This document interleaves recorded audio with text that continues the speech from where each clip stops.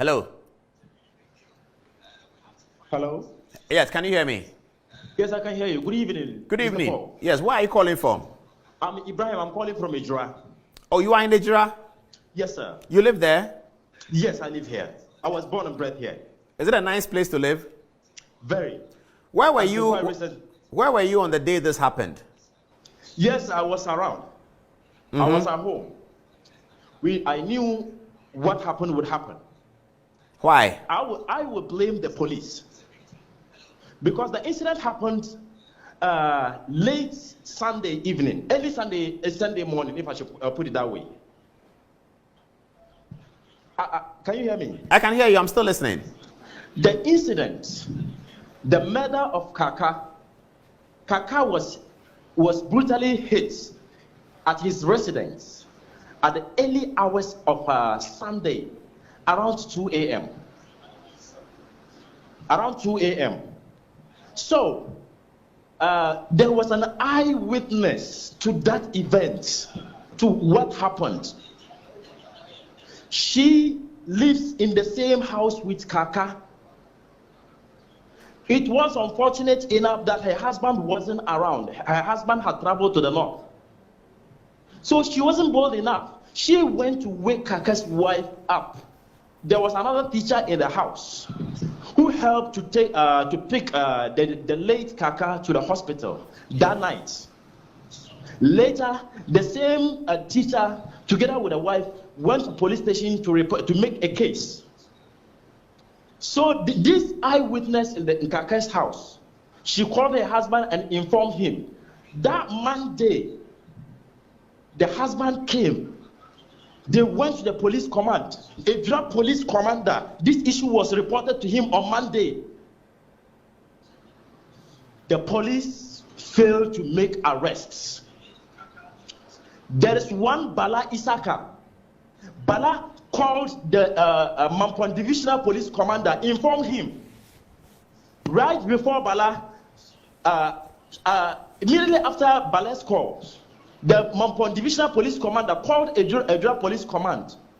Then the issue was handed over to one CID called Ken, who is a CID officer in Ejura. What Ken said that Monday was that the issue, it was too late.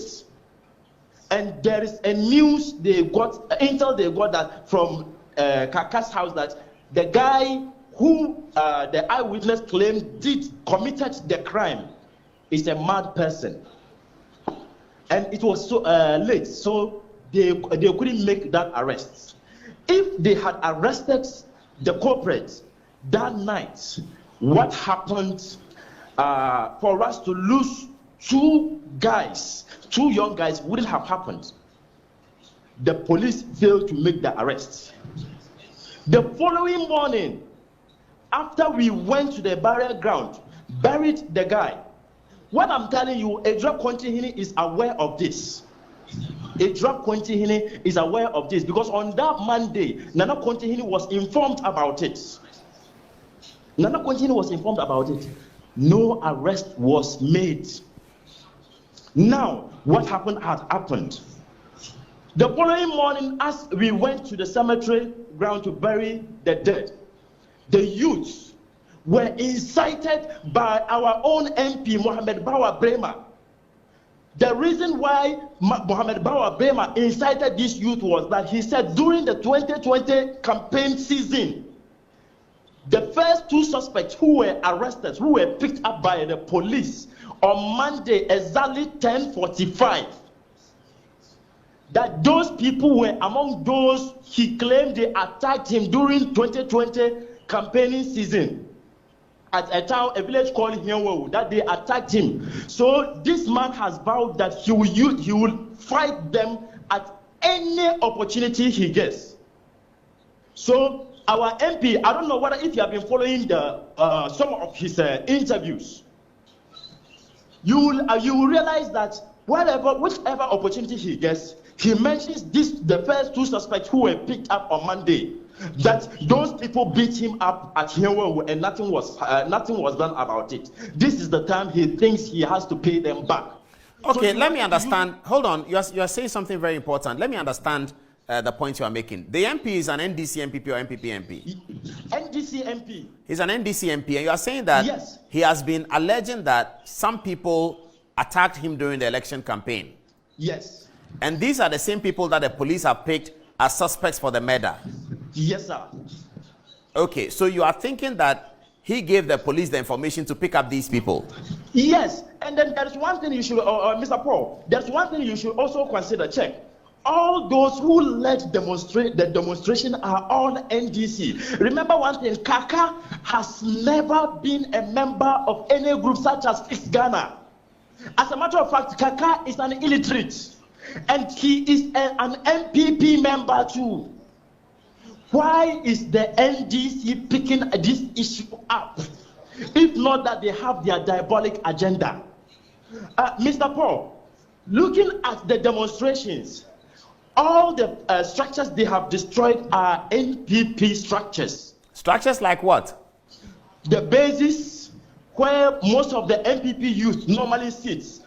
Consider most of the videos on social media platforms, on Joy News media channel. Most of the demonstrations which happened before the shootings were all NPP structures. MPP structures like, NPP structure. Give us some more examples, like where the youth sit and where else? They went to FM base, they vandalized FM base. There is another place they call Baba Amadou place. They went there to that place too. It is painted in MPP colors. They vandalized that place. You go to Ejura and Passam, just a road leading to the cemetery. There is another base there. They vandalized that place. Going towards Ashakoko, there is a base there painted in MPP colors called Kandahar. They went to that place, they vandalized that place. So all these places, they take where MPP youth guys normally sit. They went and attacked these places. What we thought was that after the first two suspects had been picked, all we were hoping for was calm to come, because these are the people are alleging that they committed the crime. And no evidence had come out. Nobody had come out with any concrete evidence. There hasn't been any witness to attest to that fact. But yes, there is a rumor going about town that they had a quarrel with the deceased sometime a few weeks before his death. So they are claiming that these people may have hand in his death. That was why they were picked. So we thinking that since these people had been picked, tempers will come down. But nothing of such happened. They went to this guy, the two suspects' places. They vandalized their rooms. There is one guy who was picked, Ibrahim Isaka. They have destroyed everything in his room. They have destroyed everything in his room, everything. In fact, his windows, all his windows and the doors have been taken away. He is just a suspect. Whilst we have someone whom someone had seen clearly, the person lives in the same house with, police failed to effect the arrest of that person, leading to the death of another two young innocent guys. Because these guys went on demonstration thinking that Anyas and Alasan committed the crime. But this wasn't the fact. Now the third person had been picked. Now the ball game has started turning around. The MP for Ejura is going around on every media platform that he gets opportunity to talk on. He is always blaming the MCE. Do you know why? No. The MCE would let him squander the MP's common fund. So there has been this kind of rival. Well, I get that. Let's get back to the story. But this is very interesting. You are telling us some important things. I have to say that we have no basis to believe what you are saying because we don't know you. But we are happy that you are talking to us. Are you a member of the MPP in Ejura? Yes, please. You are a member of the MPP in Ejura? Yes, please. So you know that Kaaka is a member of your party? Yes, Kaaka is a member of our party. And you are saying that all of what we are seeing is being originated by the NDC MP. That's the allegation you are making. Yes. And that the youth that are demonstrating are largely NDC youth. That's the allegation you are making. About 80% of them are NDC youth. Okay, you say another important matter, that the person who killed Kaaka was seen by another person. Do you know the funny thing, Mr. Paul Adumoche? No. The person who killed Kaaka is his own biological brother. Kaaka's brother. No, so this man, his name is Idi Muhammad. As we speak now, he has been picked by Asante Regional Police Command. Currently, as we speak, he is in Kumasi as we speak right now. Okay, so let me give you a brief story about Kaaka's brother before we continue. Please, if you give me that opportunity. Yeah, go on. Kaaka's brother, Idi Muhammad, has been in Nigeria for about 18 years. So when he returned back, he had series of problems with Kaaka himself and the entire family. As we speak right now, please call Ejura Police Command.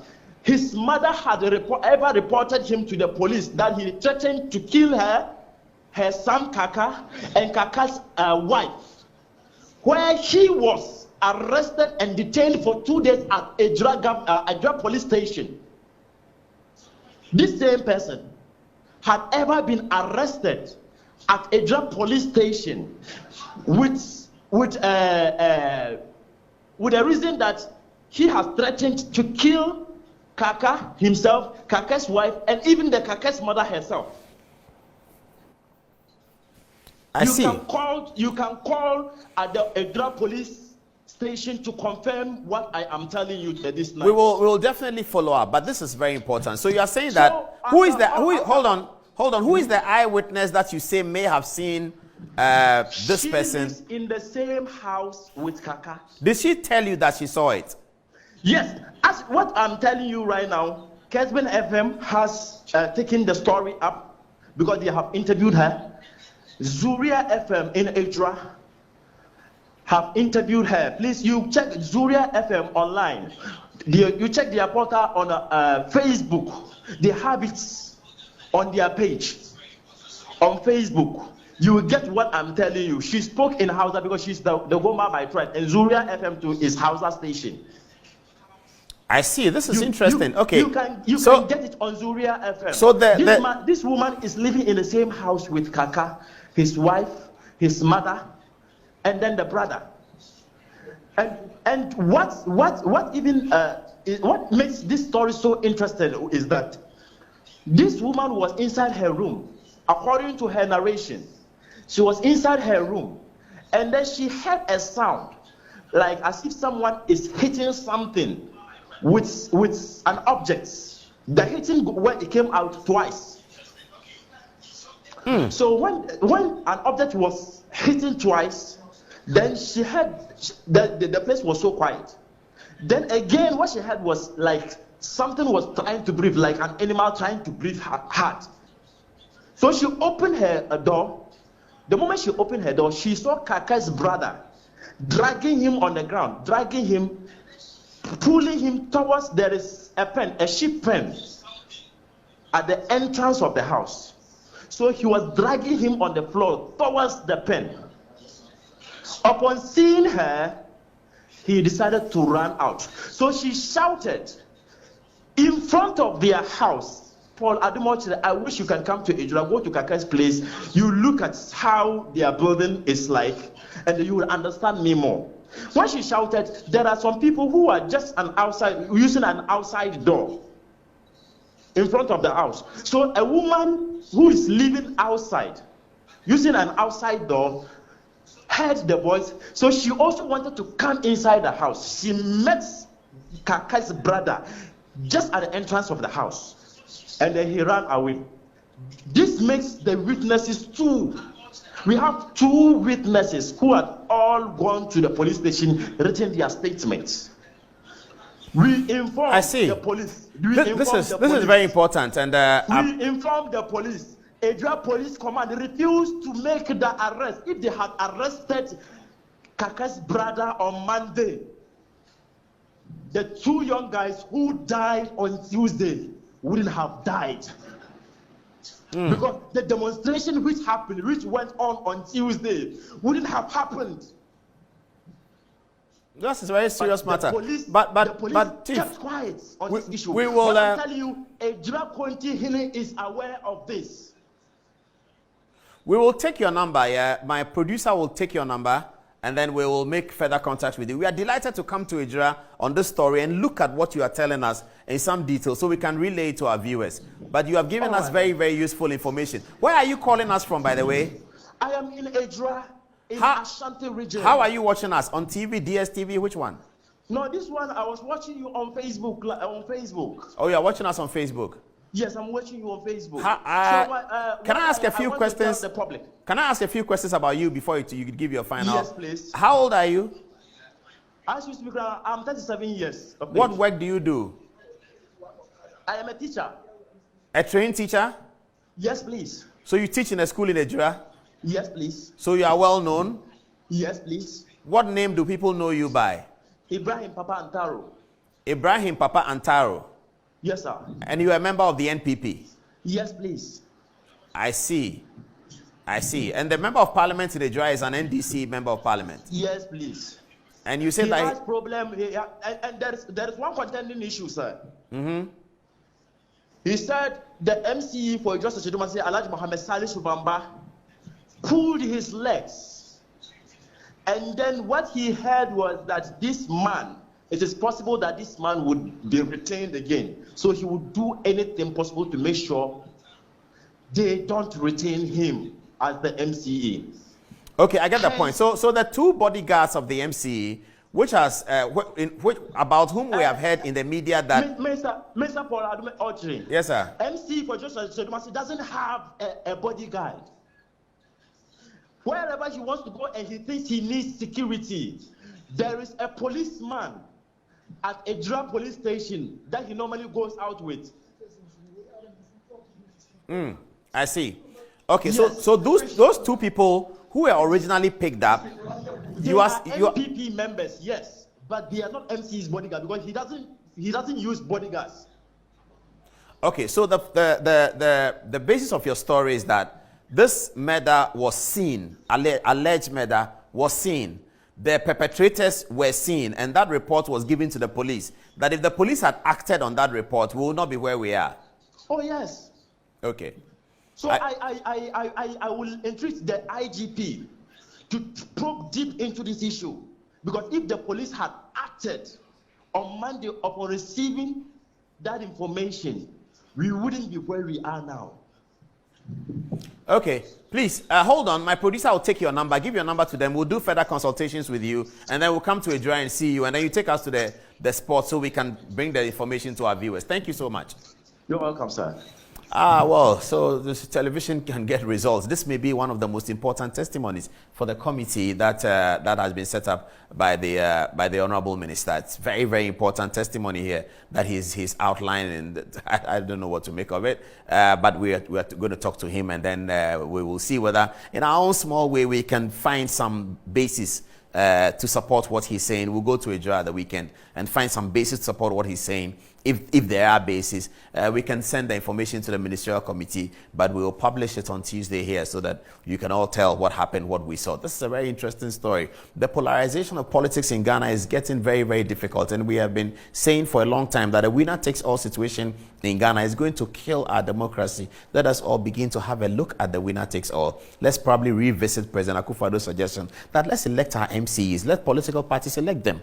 Let us elect them on political basis so parties can have something to hold on to. So a winner of the presidential election is not going to take everything. Other political parties can win other MCE seats. They can win the mayor of Accra, can win the mayor of Ho, they can win the mayor of Kumasi. By now, the NDC would have been campaigning to win the mayor of Takoradi because that's a big one. We really need to deconstruct the winner-takes-all situation of our 1992 constitution, because whoever wins the presidential election controls everything. Whichever political party wins the presidential election controls everything. We have now seen that even if you win parliament, or even if parliament is closed, it doesn't really matter, because the power lies with the executive, because the executive controls everything. We have to break the winner takes all. We really have to revisit that conversation about, do we elect our MCs and our DCs and our mayors on political partisan lines, so that NDC can win some, MPP can win some, so that the executive power is spread across.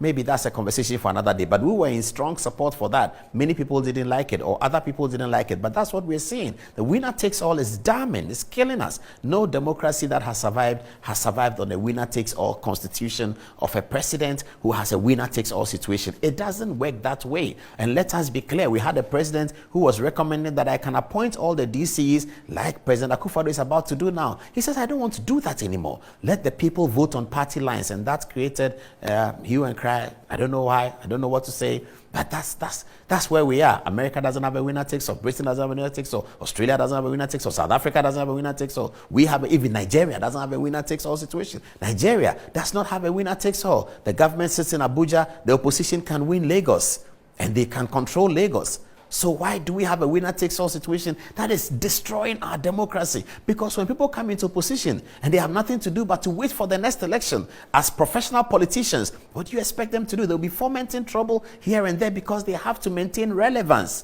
People have to maintain relevance, they'll be fomenting trouble. And that's what we have, because our constitution gives us a winner takes all situation. We should change that.